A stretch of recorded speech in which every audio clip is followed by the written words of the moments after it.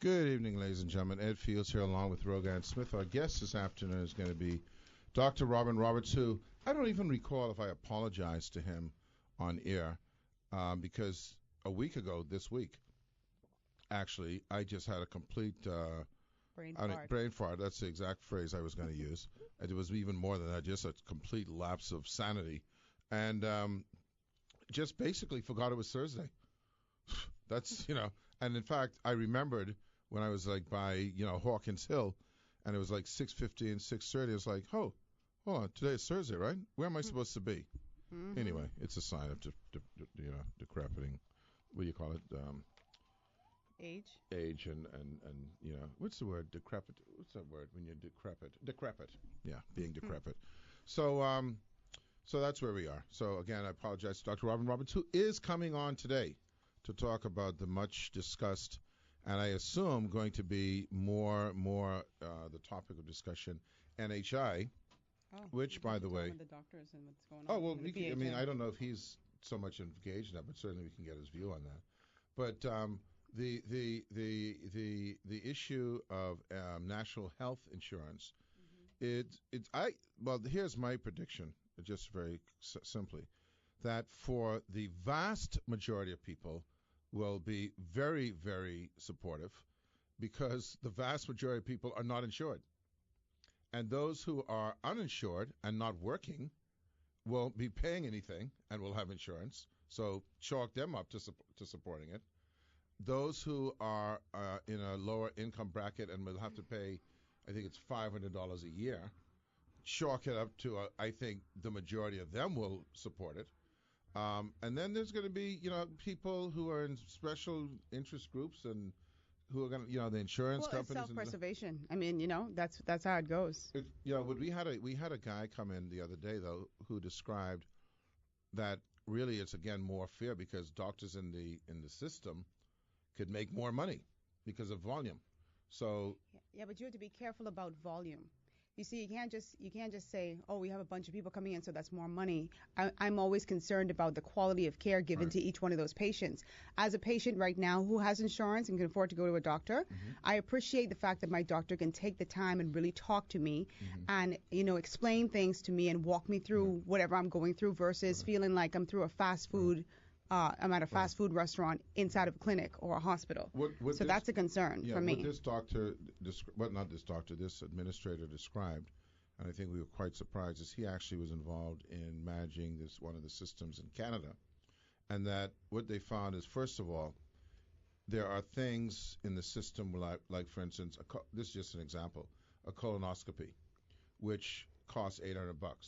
But there are tests that you can do almost at home that cost $20, but we always default to the more expensive mode.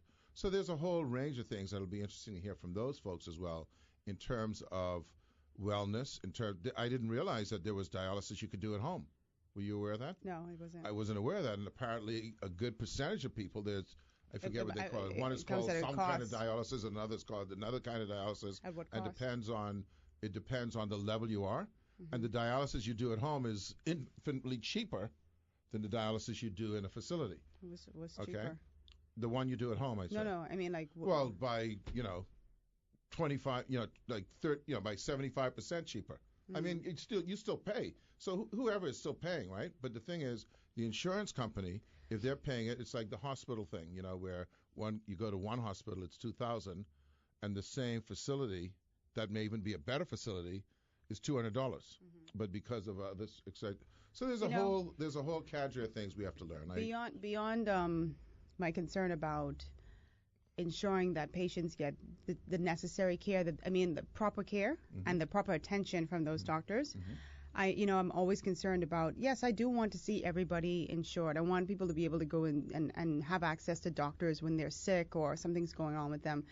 But I just look at we have facilities that just aren't even able to accommodate the volume that we have now. So now those folks who don't have insurance and they're going to now have an opportunity to go to these facilities, how is that going to be managed? So that was my number one question, was a matter of facilities, because we know what we are up against.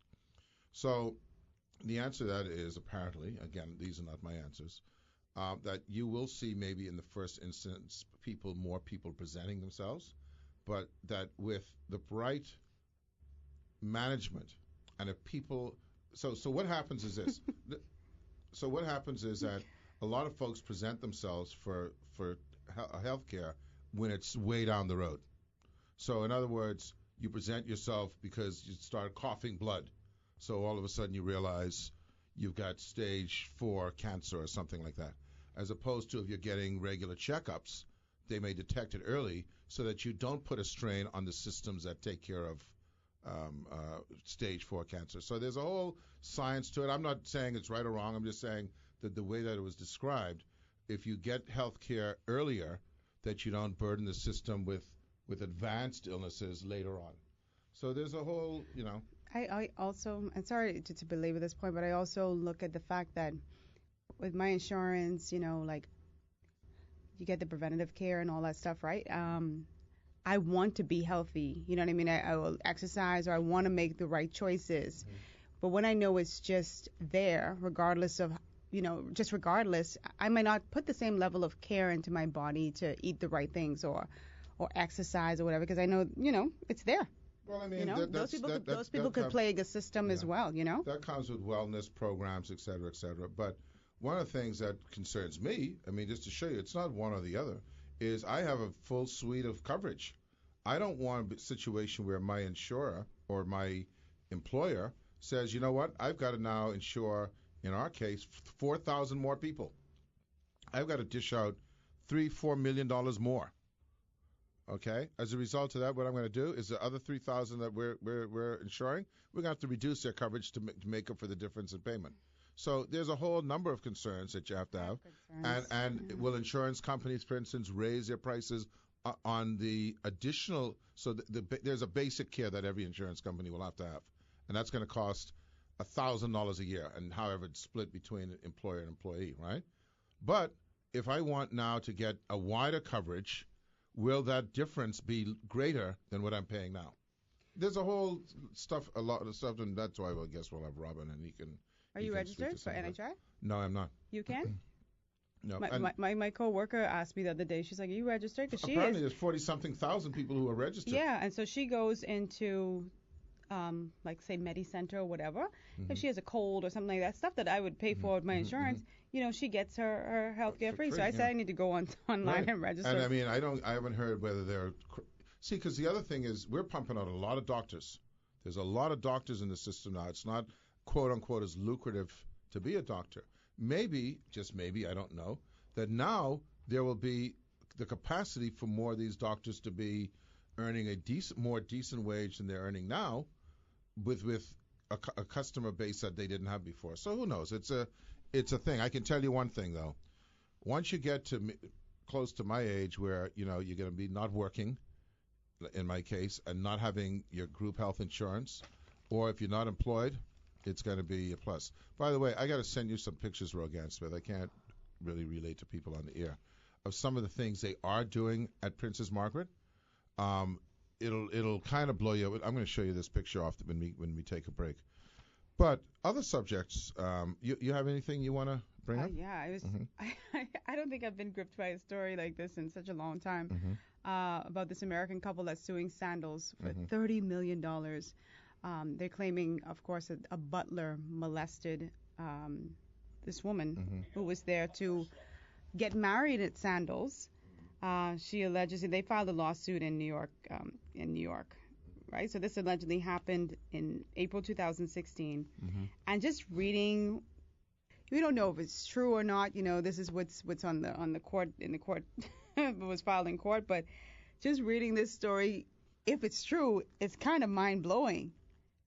The thing was that this person snuck into the room while the husband-to-be or the husband was in the bathroom. Yes. And then molested the woman. Yes. Was it like rape or, not, it's all rape, but was it a full-out sexual assault or just fondling? Fondling, groping, taking sexual liberties. Mm-hmm. Yeah. And then apparently, according to this, then she all of a sudden felt herself wake up.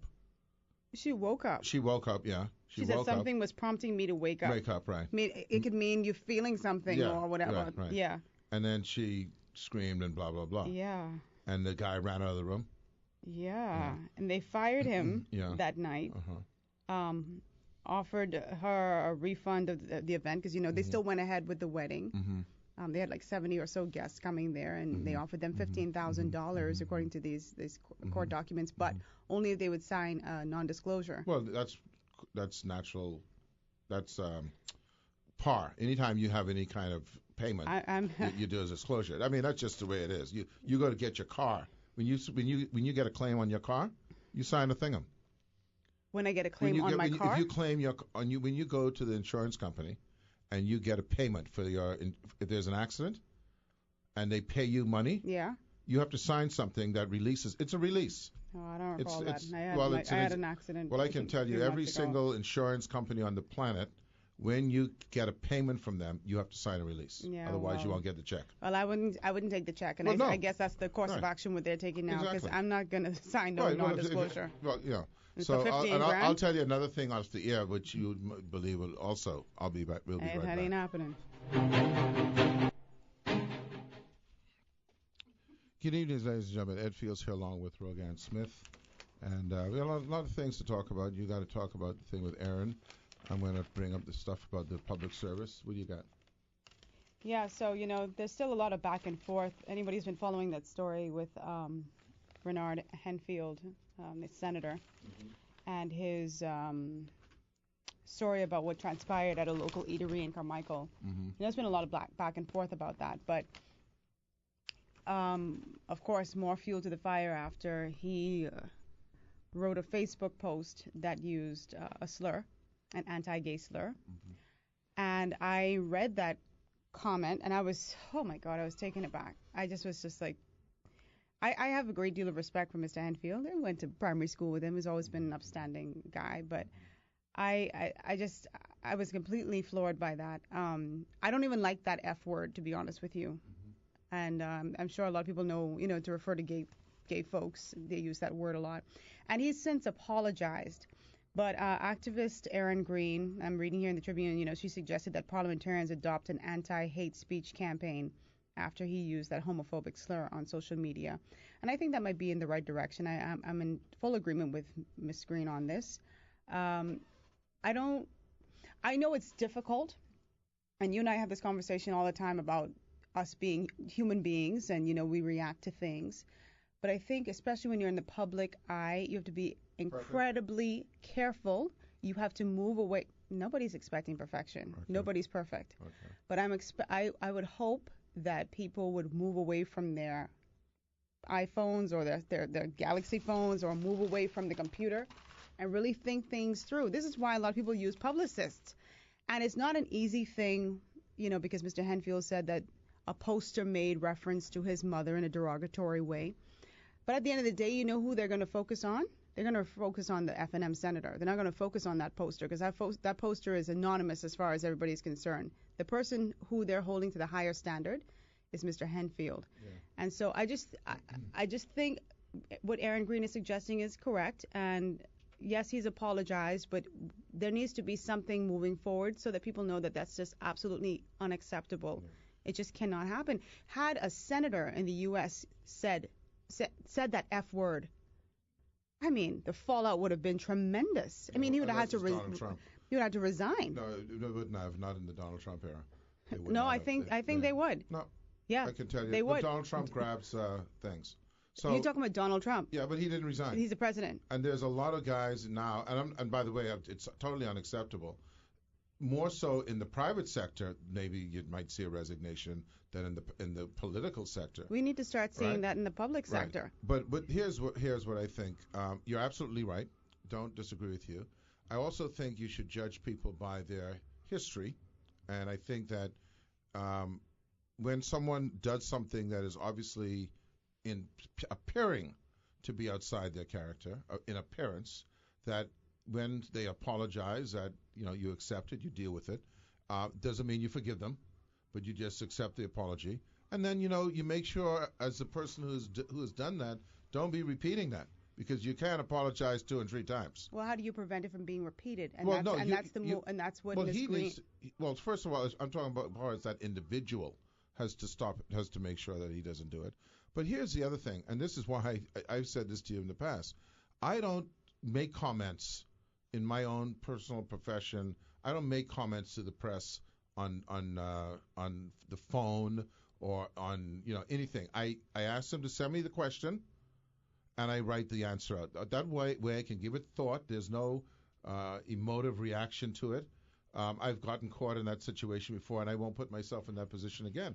And so I tell politicians, I say to them all the time, if you don't have anything ready to say that's prepared, etc., pull back, say no comment, and ask them to forward you the question. You'll be happy to respond to them, because one little glitch, that's what you're going to be branded by. One glitch. Yeah, that's correct. You say look at people's history, and we know that someone's immaculate past can be eroded or erased in a moment based on forgiving, what you've done. Because people aren't forgiving. Yeah, Even though they ask you to correct. apologize, it means nothing to them. Yeah. As soon as you apologize, they go, okay, well, anyway, you did it, and that's not good enough. You and I are in full agreement there, because I had a conversation with a friend today, and I said, this is why folks are so reluctant to apologize, because there's no forgiveness. No. And there's always you will always remind them of what transpired. You'll always remind them of what transpired. Yeah. But that being said, you still have to exercise some serious restraint. And that's easier said than done. I get it. Easier said than done. It is. But, as a matter of fact, I remember one time a friend of mine said, "You're nice now," because I went into a store and I had a disagreement with somebody, but I kept it very calm, right? Kept it very calm.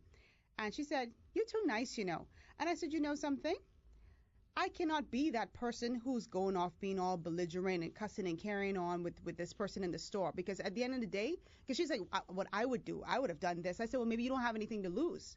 I can't follow suit behind you because I have too much to lose. But one day, and that's me in a store. Yeah, but that's also, and I'll take it away from you. I'll put it on me. That's me one day reacting a certain way because I've had the constraint, and I'm just being hypothetical in that circumstance. But there could be another instance where something else triggered me, and the same restraint won't happen. Look, we're all human beings.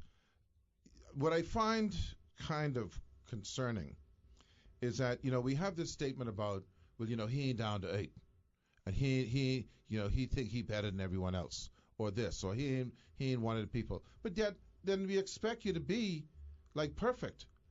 The reality is people make mistakes. That's it. They make mistakes. If they make a mistake, you ask them to apologize. Hopefully you don't even have to ask them to apologize, that they just would apologize, and that you hope they don't repeat it again. We've seen people who have made statements in our environment who have repeated that same kind of statement. I'm not going to call any names, right? And yet they seem to have a certain forgiveness eligibility or capacity. People seem to brush it off. Well, that's just him. So you can be a nice person and make a mistake, and then you can be a complete, Because I think it goes, that's just him. Yes, that's correct. And I think it goes to the way people regard you. And so if they regard you as somebody who's belligerent and this is what you are and this is what you do, then they don't hold you to the highest standard. But when you're somebody who they view as having the capacity to know better, or being educated, or a little bit more exposed, or they feel that you are elevated, there is a greater deal of expectation that you will get it right and you won't make silly mistakes like that. Well, I'm going to go a different lurch. I'm not saying that isn't the case, but I'm going to go a different lurch. There are also people who don't like you.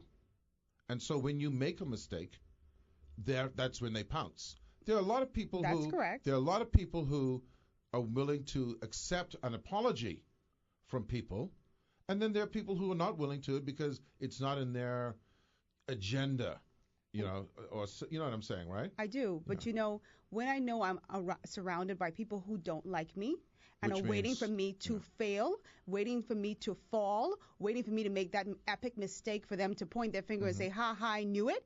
I'm going to behave accordingly. I'm going to try my best, as much as is in my control, to not mess up. Well, look, I'm going to give you this. When you're dealing with social media, it is much easier, in my view, to be controlled, because you have to type it out, you got to look at it, and you got to hit send.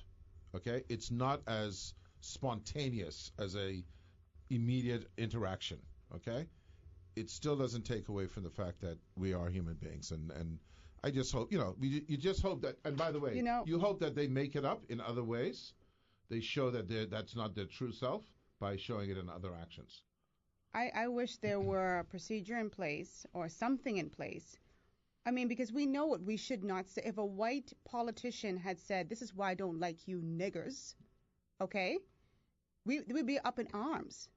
We'd be up in arms. There has to be something governing that behavior where, I don't know, they signed there on something to say that you cannot say these things. You can't make certain pronouncements that's unethical or unmoral or that's deeply offensive. Yeah. There has to be repercussions for that. I'll just leave it at that because I don't know what I guess it would be like progressive disciplining because I'm not prepared to execute someone on their first utterance of a mistake. That's all I'll say. I acknowledge it's wrong, but I'm not prepared. I don't know what the sanction should be on the first utterance of something that is not correct. That's all. I understand that point. Right. I understand that point. On another issue, I was shocked. Not shocked, but I don't even know if it's pleasantly surprised. You saw the headline about a top civil servant says weak officials in the public service. In other news, water is wet. What is what? Water is wet. Water is wet. But no, we all know water is wet, except you don't usually hear the water say it. Okay? Water don't call itself wet too often. They've said it, just not publicly like this. Yeah, but I don't know any time I hear water call itself wet. But having said it, the top water, the water on the mountaintop, calling the water in the brook, Because you're confronted with the evidence is there. But from the report. Smith, what have we been saying for the last 3-4 years, right? And more heightened even in the last several weeks, right? That this is the underlying issue that has to be resolved. It's like everyone's skirting around it. Well, you know how I felt about that. Okay, everyone's skirting around it. It's not addressed. It's like a zone that you can't go into because of you ain't getting no license no more. Mm-hmm. Why would I be afraid to talk about the corruption of the road license department as if I'm gonna get a driver's license there? I'm getting my driver's license. I don't care what I say about you. Mm-hmm. Okay? Or I better not say nothing about the registry because if I got to get something from there, I ain't getting that no more. Mm-hmm. No, I'm getting it. I'm going to get it. Mm-hmm. And if you try to stop me from getting, I'm going to tell people again, you try to stop me from getting it. Okay? Exactly. But there are too many people. Who do we have? I'm losing it. Who do we have on Monday? She said losing it with you. Kendrick, you losing it too? Who we had, man? Brian McCartney. Yeah. We had Brian McCartney, right? And now I'm going to forget what I was about to say. Okay? No, but who says that you go into these departments and it's our fault. It's not their fault. We have decided the easy way out. The easy way out, right, is to give the little $20. That's easy. Mm-hmm. I don't want to stand up. Let me tell you something, Rogan Smith. This is what I talk about. You talk about us as a people, right? We have come, I think, because I have this concept or this belief that because we have been getting things so relatively easy, it just ain't in us to go the hard way. So independence, how do we get that? We didn't go to no war. We shed no blood. Revolution. About 6 or 8 guys went to England. And signed for it. They had a little meeting. They went to the fish and chips. They got some curry or whatever. Had a meeting around the table, laughing with the people. Well, listen, this is how we can set this up. And then they sign and they come back and say, we got this. Let me read this real quick. So no, from the same report, just so, because I like to educate. So somebody out there might not even know what we're talking about. Mm-hmm. So the government's top official has branded key civil servants as extraordinarily weak, with the Bahamas 40% overstaffed public sector ranking among the Caribbean's worst performers. This is from an IDB assessment, right? Mm-hmm. It was published. 40%. 40%. Remember how much I tell you to send home? Go on. Keep on. The report. Read! Are you doing like apostle? Take it now. Your apostle, the apostle? Read! The report The state of the civil service in the Bahamas revealed that only Suriname's civil service is performing worse than this nation's public sector. Read! Which was ranked behind Jamaica, Barbados, Trinidad and Tobago, and even Guyana on performance quality. Read! A score of 19 out of 100. 19? 19 out of 100 shows Well, that that's the zero. Bahamas That's like zero. Go ahead. has significant room for improvement. Well, if you ain't got no room after 19, hey, I know which room you got. 19 Listen to me. Listen out to of me. 100. Rogan Smith, thank you, Mr. Neil Hartnell. Thank you, Miss Yes. Camille Johnson. Thank you. Thank you for For validating 3 years of ranting on my part, Miss Smith's part. Thank you. Yeah. Because now at least someone amongst themselves, someone at the top level, has validated what we've been saying. Maybe now we can make a move on this thing. We're going to come back. We can talk about this some more. We got Robin coming up, Robin Robertson a bit after you see them. Patience. We can be right back. Good evening, ladies and gentlemen. Ed Fields here, along with Rogan Smith. Rogan Smith, I want you. I'm going to go back to telling you to read, instructing you, a la Apostle Leon Wallace. Read. You ever see that? Yes. Okay. That's why it's so funny to me. Okay. Now, here's a story that I'm going to tell you. I'm not going to call any names. The other day, I had to follow up on a matter. That's another word we use in government. A matter in government. So I called the chap and I said, look, where is this going? So he was very good. He kept me on the phone and he said, look, I know I've done something for this, but it is we had a letter. It was sent out November 5th. I know I can get the big problems on this. November 5th. We sent out a letter November 5th. So I said, oh, okay, well, great. I said, I'll call the guy and ask him if he got the letter. Okay? November, because, our post office system is messed up. Mm-hmm. So I called the guy. I said, listen, did you get the letter? He says, no, I didn't get the letter. I said, I tell you what, I'm going to call the guy and ask him if you could pick up a hard copy. He said, yeah, but I said, maybe you could pick it up tomorrow. He says, well, maybe I could pick up today because, I right next door, I could see his car. His car right there. Mm-hmm. So I said, well, let me call him and tell him if he could pick it up today. So I called the guy back. He says, listen, can he pick that letter up today? Because he says he can see your car. He'd know you're awake. Yeah. In other words, check this. You heard what I just said, right? Did you pick up on what I just said? Go ahead. The place that he was mailing it to is right next door. I heard you. Why he mailed the doggone letter? He just carried it across. He can just call it to it and say, look, hey, you can see my car? Come get this letter. Yeah. That's what we got going on. I got you. So 4 weeks have passed. We know we live in no post office. In fact, I saw a little joke this morning, right? I think it was in one of these papers where it said, post office will be ready by December.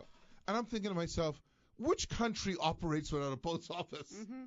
We ain't got none. End of December. We ain't got none. Mm-hmm. Hey, by the way, ladies and gentlemen, go digital. Forget about sending out any Christmas card. If you can send out a card with your picture, but people still send Christmas cards. But if you're going to send Christmas cards, make it a Valentine's card. They need a hybrid between Christmas make it a happy Christmas Valentine's / Valentine's card because they'll get it in February. Be my Valentine. Be my Valentine for Merry Christmas or something like that. New Hallmark category. Sure, you're getting that card, Jack. Specific for the Bahamas. Yeah, it's the Hallmark Bahamas division. See, I get bills and stuff now that I don't even remember if I paid it.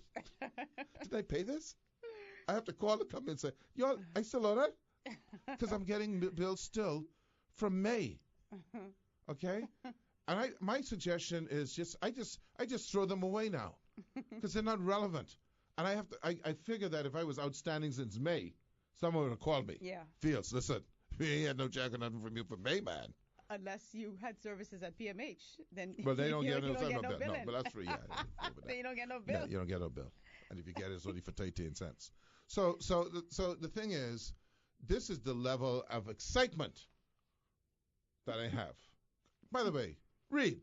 Okay. I want you to go to the 7. That's what I want you to talk about. Hold on, where did I just put that? Okay, yeah. So, because I'm reading little snippets so people can This is serious. This may be humorous, But this is But this real. some scary. I almost want to use a profanity.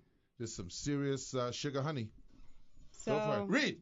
Okay, so the civil service fared less well, though, when it came to functional capacity and management capabilities. Stop. Can you describe in your words what is it? Functional capacity. You don't even have the What that mean? capacity What that to mean? function. Dysfunctional? Just It ain't basic working? It ain't working. Okay. And management capabilities. Nothing working. Ain't no good management. Where it achieved a score of just 7. Okay, stop.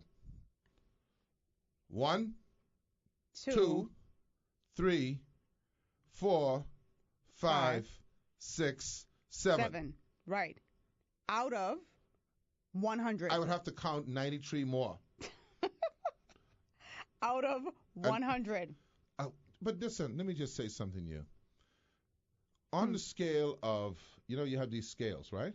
Where you have excellent, very good, Satisfactory fair, or something like that. satisfactory, Poor, very poor. What that is? What the 7 is? Damn poor. I like that one. Damn poor. But I don't think it's even poor. I think poor is rich compared to that. I think poor We mash up. is actually rich. 7 is we Which mash is up. 7. I think poor is like probably a 20. Or say a 20 is poor. I think 7 is, you know what 7 is? It's Italian. You know what it is? Forget about it. New York Italian. Don't even come around here. Listen. Can you imagine that we are subjected to something that functionally Yeah. is at a 7? So now when I go into that thing, when I go in there, I only can shake my head. I only get 7 up. I only get 7 out of 100 here. That story what Branville McCartney told us, was that on air or off air? Yeah, it was on air. About the individual? I think it was on air. Was it on air, Ken? Yes. Was it on air? That wasn't on air. Okay, so I get quite asking I can't remember that was on air. Because we can be talking about this for a little while. I think it was on air, man. Get him in trouble. Yeah. Anyway. I think he probably wasn't on. Yeah, I think it was on air, but anyway, we'll find out. But it relates to this next statement here. Go ahead. So the IDB report exposes a situation. International Development Bank. Sorry, yes, you're right. The IDB report exposes a situation where teachers transferred to other parts of the public service remain on the Ministry of Education's payroll.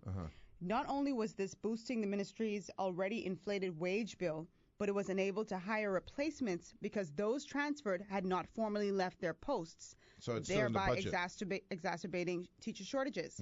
So the people had no money to bring on additional teachers because the people who are transferred out of that ministry are still being paid by their budget.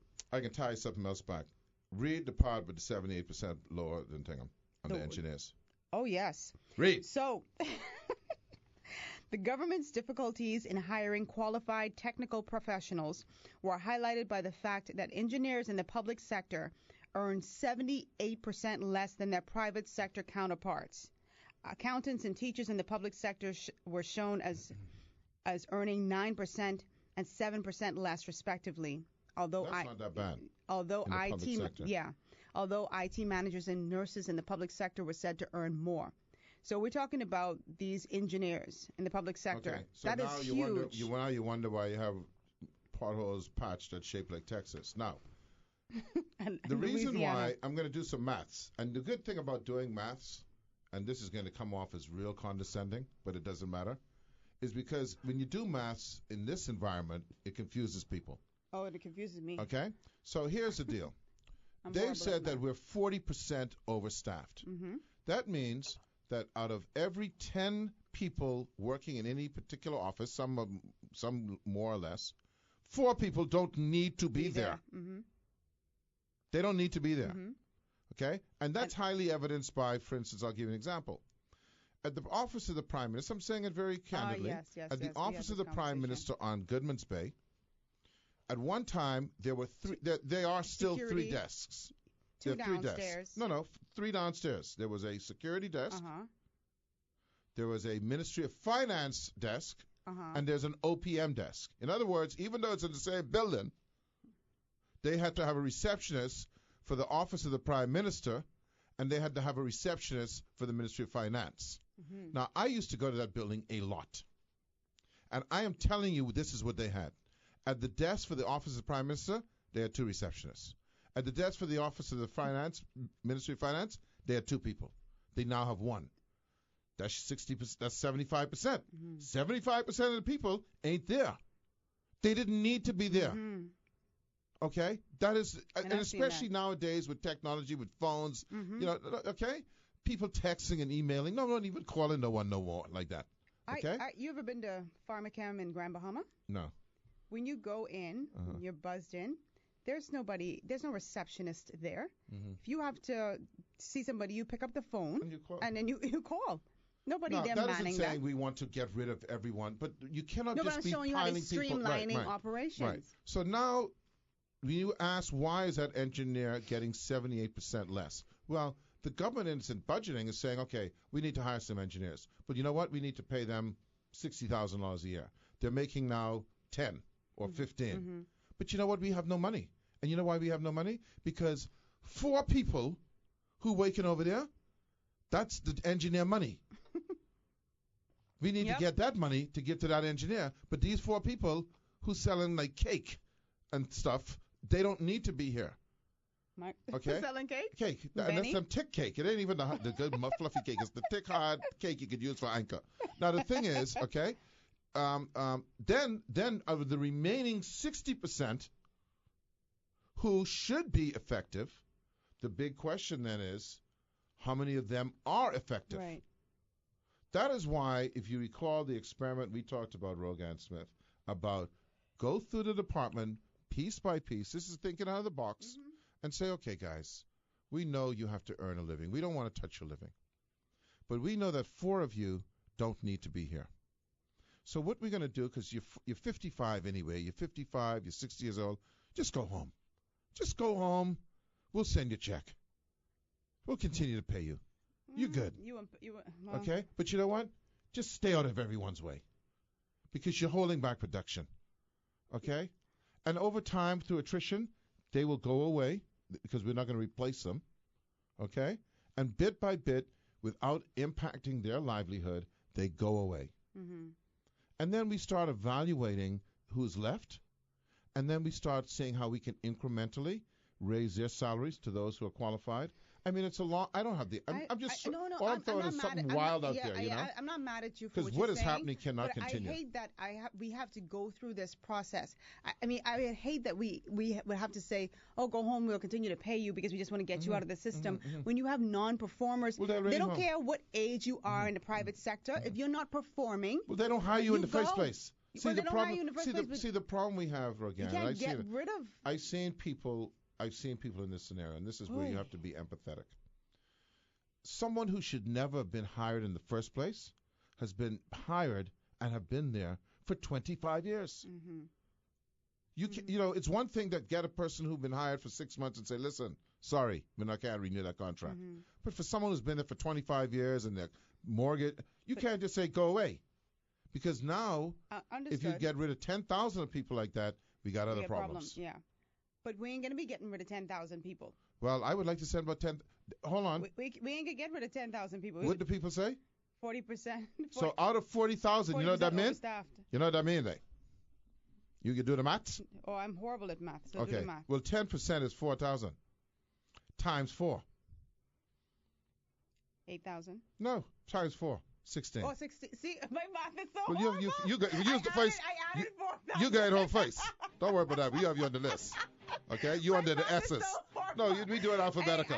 Okay, we do it alphabetical. Hey, you look at the S's. 4,000 times 4 is 16. You look under the S's, your name is that. We'll be right back. Yeah, we're on a subject that is, of course, Rogan Smith. And by the way, ladies and gentlemen, she's only here for a short time. She's on the list to go. But I tell you, math is, I'm not good at math. Yeah. Well, then you know what to do then? You know what to do now? Is when you're not good at math, just don't say nothing. Don't guess the wrong number. Okay? All right. So, because you can't say 4 times 4 is 8. Because, people have a concern. And they endorsed me. I got emails. I misheard. By the way, 815-8208 is our live thing. I got emails saying, listen, get rid of her, man.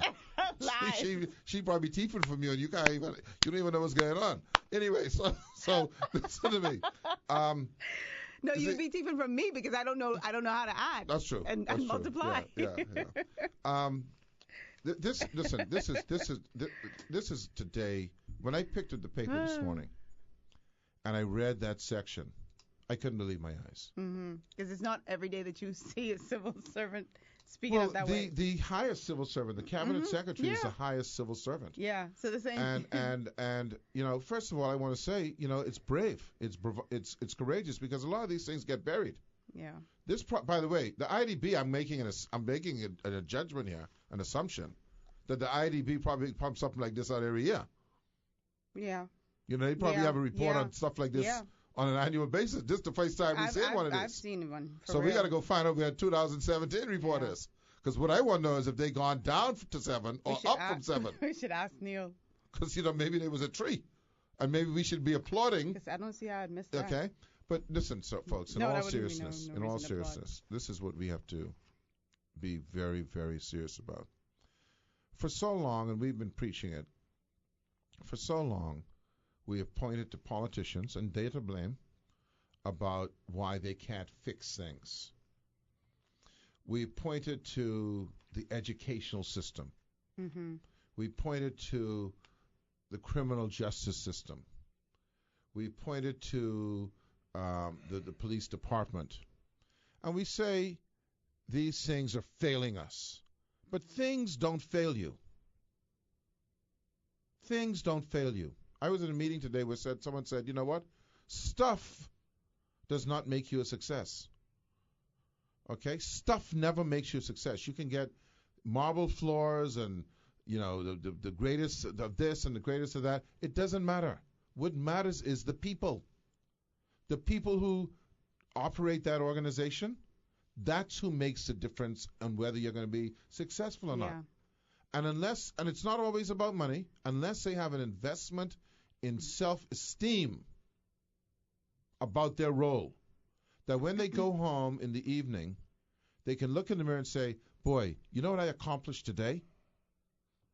I was able to get, 200 work permits processed. Or there was a child who didn't have status and needed medical help. And I was able to get that processed within 4 hours. That's when you have self-worth, that you have done what you're supposed to be doing. That makes you a part of you now have a vested power that you matter. That has to come from within, though. Okay, that you matter. How many people the people matter. That you matter, and that the people who you're helping matter. Well, if you matter, if you feel that you matter, you will make sure that the people who you're dealing with are taken care of, right?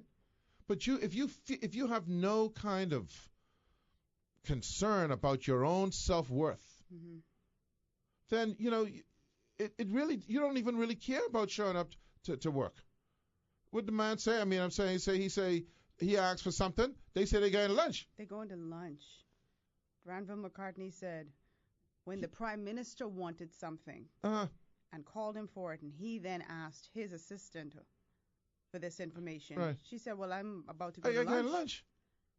I cannot even imagine. Can you do that at Atlantis?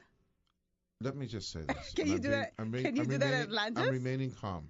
I'm trying to Can remain you do calm. that at Atlantis? I have some very, very, very professional and wonderful people who assist me in the things that I do as a part of the team that we do. And I believe that if I call someone, and let's just say they were going to lunch, they might say to me, "Listen, I'm going to lunch. Do you need it now, or is it something you can wait until after lunch?" Yeah. And I'll say, and I'm not going to call the name. I really need it now. The chairman of Brookfield is asking for this thing now, and they would say, "Okay, I'll get it, and I'll give you a call." But if they walk out the door, they say, "No, I go to lunch." What they're saying to me is, "You're going to lunch forever." Forever. You could be lunching for the rest of the week, for the rest of your life, because you cannot possibly want to work here. Okay. What happened, Ken? Okay. I am taking forever. A very, very long extended lunch where you won't even see me anytime more. The next time you see me, I can be eaten. Well, Even maybe if it's not. a year from now, I can be eating because that's how How's long a lunch? lunch take. Okay, it is beyond belief, and I need for my Bahamian citizens, my Bahamian people, to get off their duffs and hold these people accountable. You see, the problem is they're invisible. Yeah. The first thing that comes in our mind when there's an issue is a politician. Mm-hmm. Yeah. And the politicians nurture this because they want to be in the paper. They want their egos polished. But that has to stop because let me give you some insight.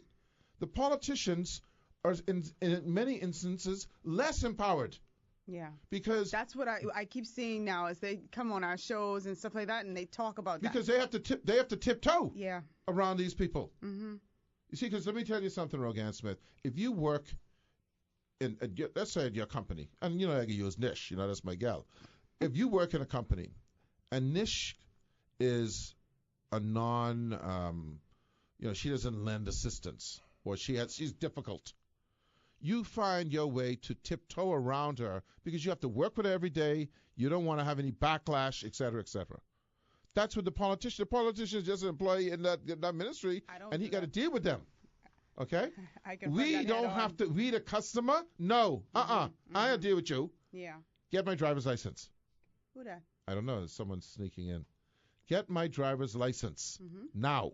Okay? Yeah. I paid my money. See, you know what we tolerate in this country? What we tolerate in this country is this. They ask us to do some things. Mm-hmm. Fill out a form. Pay the fee. Put it in. They ask us to do that. You can't go down there and say, look here, I ain't filling out no form. I ain't paying your fee with my license. Mm-hmm. They'll laugh at you or call security. Mm-hmm. But you now have been asked to do something, whether it's business license, whether it's a work permit, whether it's a driver's license, whether it's a seabed lease, whatever it is. I'm hearing of situations, ladies and gentlemen, and you wonder why there's an audit about a land audit, where people where property was acquired Mm-hmm. in 1969, Oh, yeah, we talked about this.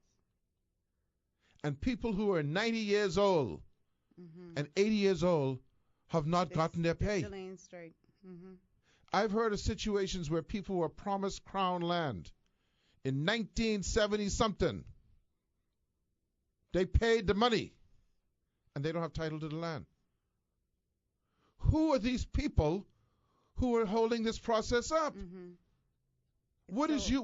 How do you feel? You talk about self-worth. How do you feel about yourself if you are responsible for processing something and you ain't do it for 13 years? Right. Right. Not 2 days Right. or a week, but you ain't get to that for 13 years. Somebody asked me for something over email. I'm like, jumping to do I it. into you know me, Rogan. I can't handle 5 emails I outstanding. know, right? But I get to that for 13 years. That's not. I ain't even in that ministry no more. You retire. And that's the thing. People go there. Oh no, Smith, she ain't here no more. She ain't no more. She down by records. She ain't in files no more. She by records. You know how frustrating that is? They don't understand why people are angry. This is like a slow drip of torture. Okay? How do you look at yourself? How do you respect yourself? You're eating a bunch of chicken, I know that. You're eating a bunch of chicken and a bunch of conch. You can see? You know what kills me, Rogan Smith? You have a something to give. You know, they paid for the thing, right? The payment or whatever. And they filled out the form. I know a guy.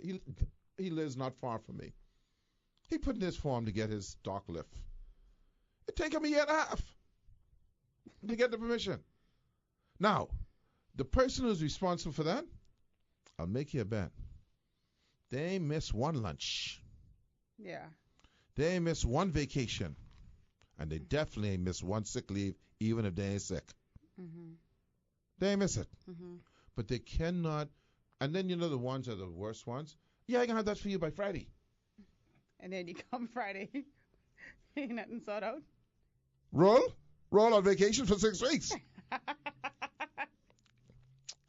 See, Ron ain't even tell you. All you do is laugh. All this is your body shaking. Ron ain't even tell you he going on vacation. They come Friday. But say, come by Friday. So you go by Friday, and Froggy tell you, oh, no, Ron, he out for 6 to 8 weeks. 6 to 8 weeks. Okay. So you find yourself standing there. Well, does Roll have a Roll Junior or deputy Roll or something? Only him can, and I don't. It's only him who could deal with this. I can't find the file. I think Roll has taken his files on vacation with him. No, they'll just say only him could deal Only with him, it. yeah, only That's him could deal with that. it. Only Roll could deal with that. Only Roll could deal with that. Come Yeah, back in 8 weeks. yeah. So Holding up the if you got any kind of emergency situation, well, you're dealing with 8 weeks from now. Mm-hmm. Okay? This is not sanity. You know, And the fact that we now can't say this happens everywhere. Everywhere ain't got a 7. well, some people who ran us Suriname. What is Yeah, that? but they sit in the jungle. Okay? My God, hold on. Murderer. I mean, it's just, I just feel so vindicated. So I need no report to vindicate me, John. but I need the report. It's good to have the report, Yeah, but I always and not only have the report, I have Miss Johnson, I have Mr. Lancy. Let me tell you something. I used to sit on the show all the time. Mm-hmm. And I think I exploded one time because we used to have people after But there's always some good. Want to say. No, they don't say always some good. They say, but I like to think that, the vast majority of civil servants. Let me make clear, though, before I go forward, because they're politicians. There are only a few bad apples. No, it's 93 bad apple out of 100. 7 good apples. And it's true. My friend today told me her mother's a civil servant that let's just say in her department is 10 people. She's one of 10. People will say who in the department will go to Fields. Fields can sort you out. Because they're not doing anything. This is one person in the department who is working. Who have a conscience, yeah. Yeah, who's working. And even when people come in there, they only looking for that one person because they know that's the one person who could take care of their concern. But I can tell you what they could take care of. Lunch? You get 2 sides with that, eh? Has anybody ever asked you to purchase them lunch or ask you what you could do for me when you were going in to get services done? No, but there's implications. Yeah, that's what I'm saying. I mean, they don't have to say, they don't have to be overt. How do they say it? No, they don't say anything. But see, listen, let me just say this to you. I refuse to get to even entertain that. Yeah. So they know, they can already see when I come in. They already look here. They just look at him. They just look at me. They just go, look at that ass. That's how they look at me, because they know I'm fooling with that. And I am going to do what I need to do to walk out with what I need to walk out that day. Yeah. I'm waiting 18 years. Yeah. Okay? No, sir. I've gotten what you could do for more. No. Yeah. I said, excuse me? No, one time, and I'm not going to tell you where it was. This is the only time this happened in my life. I was getting an item. I don't even want to put it. But anyway. I know where it was. But the person, I went in there with my paper. Everything documented. I know. Look here. Hold on. Huh? Yeah, we can go. Yeah. This is a part of the show. Go. So I gone in there now. I got to be very cautious how I say this, okay?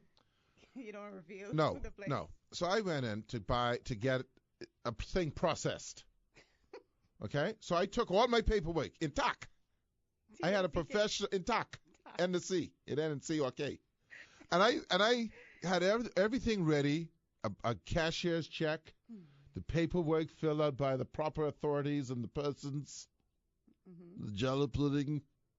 And I gave the person the full package, nice and paperclip, like, here, this is for you. This is a gift for you to give me my things because I intact. And the person take it and they put that at the bottom of the pile. Now, by the way, it's important for me to state this at the time. I'm the only one in the whole room. There's no one else in the room. And they take that and they put that into the bottom of the pile. So I said to them in a very polite and proper way, excuse me, as I'm the only one here, would it be possible to process that now? They look at me like one of them, go sit down. And That's what they tell me. Go sit down? They tell me, go sit down over there. So I went and I sat down. Wait, and they say go sit down or they say have a seat? And no. I'm quoting you. This verbatim? Yes. Verbatim. Go sit down over there. Go sit down over there. And so I went down and I sat down and I thought to myself, why am I sitting down? Okay. Because she needed you to get out her face. No, I'll tell you why I went to sit down, Rogaine Smith, in a minute. So I looked at her. She wasn't doing anything that I thought was different. She just told me to sit down. So I'm just sitting down. I'm the only one in the room. And she's behind the counter. And nothing's happening. And then I thought, oh, she sat me down so I could reflect. REFLECK. Or C. I like the K better. Okay, K. Reflect. So I could have a moment of reflection. TUN. So I said to myself, and then now I'm left with a dilemma. What is this reflection valued? You're supposed to have $300 Because I'm thinking now, do I do a 20? Would that be insulting? Do I pay an extra this one? Will it be too much? What's the going reflection amount? How bad you want it? So I put a little something in there. You did? Oh yeah, I got an envelope that I had. I put a little something in. You contributed to this. I did. I'm ashamed of it. This is about 20 years ago. How much it was? I can tell you how much it was. It was $80. Anyway, okay. I put the thing in there, and I give it to them in the envelope with the paper, because they gave me the papers back. We must check over them papers. Okay? So I put it there, and then I handed it to the person, and they took it so slick, I didn't even know if they saw it. Mm-hmm. So I said to them, no, listen now, because I'm a novice of this thing. You ain't so I said to them, did you see the envelope? Yeah, I saw it. So no, that isn't what she said. I ask you anything? Anyone ask you anything? I said, oh, no one asked me anything, because I'm unfair. You are so weak. Okay? I swear. Okay? I said, no, ma'am. I wasn't asked anything. Okay? So she sucked her teeth about 2-3 times. Scoot off, dragging slippers. There's drag. And then she completed my transaction. Because I reflected. The proper payment was rendered. Because I reflected. And I vowed to myself, I felt like crap, And I said to myself, that's never, paid for. ever going to happen to me again. And if they try it, I'm going to expose it. Mm-hmm. I'm not going to allow that to happen. We'll be right back. Ladies and gentlemen, Ed Fields here. Listen, we're going to wind up a little early today. My good co-host has to be somewhere, and our guest wasn't able to make it because he's helping the sick.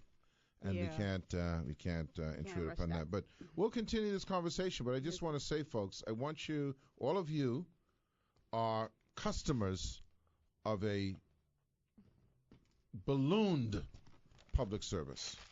At the very minimum, you should expect the service that is required. So, to the point that Brand McCartney stated last week, we're all responsible.